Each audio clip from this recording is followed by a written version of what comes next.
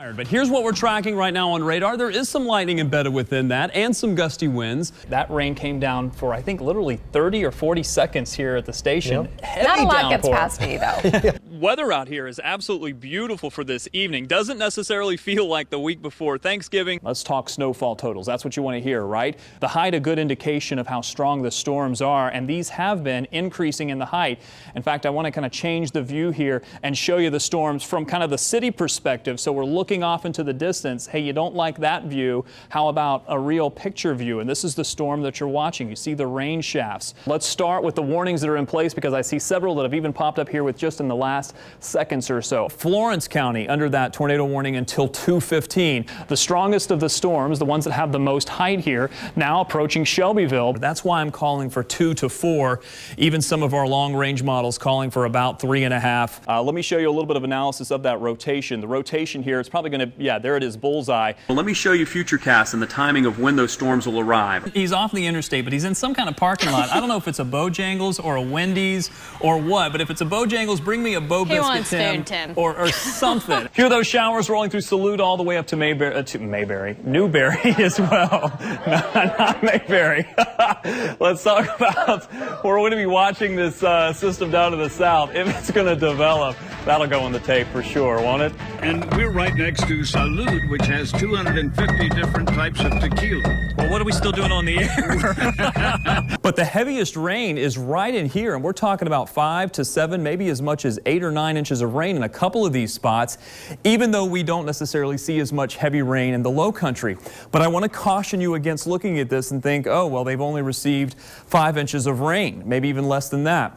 The radar is notorious for underestimating tropical rainfall. HUGO was a little different. It was a lot different. First of all, it was much stronger. It was a Category 4 when it came inland. We had maximum winds of 138 miles per hour along the coast. But ahead of the storm, we really had the surge, and this thing was booking it, moving in at about 30 plus miles per hour. Farther south of Charleston, we had winds flowing offshore. This helped to pull some of the surge back. Now, there was still some surge here because the surge is kind of a bubble around the storm.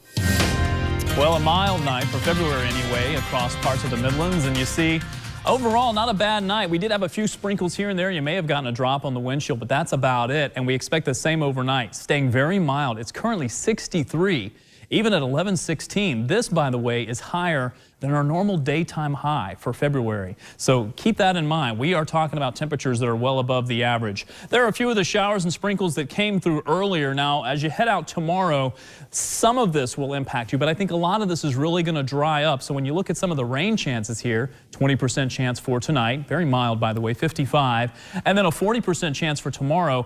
It doesn't look the same as you would think. That rain shield moving through would really give us a good soaking of rain. I think a lot of that's going to dry up. 75 for the daytime high. When you kind of look at it on radar, you'll kind of understand what I'm talking about when you just look at futurecasts. Scattered showers here and there, and this is the longer range radar, so the resolution isn't as good. So I don't think these splotches are really the kind of appropriate size. It'll be a little bit more contained, very isolated in nature where we see those scattered showers. By Thursday, we've wrapped up most of this, but I do think during the afternoon you could get a little sprinkle here and there, maybe into the early evening. That's why we're leaving that 20% chance in there for Thursday. Friday, while we'll see a few clouds in the morning, I think we'll see some sunshine in the afternoon, and that's when we'll get our warmest day for sure, but also our driest day, at least for the rest of this week. 40% chance becomes a 20% chance from Wednesday to Thursday. We dry out on Friday, but another front is going to try to roll through here on Saturday, and that'll really change things up. So we'll go from this warmest temperature on Friday.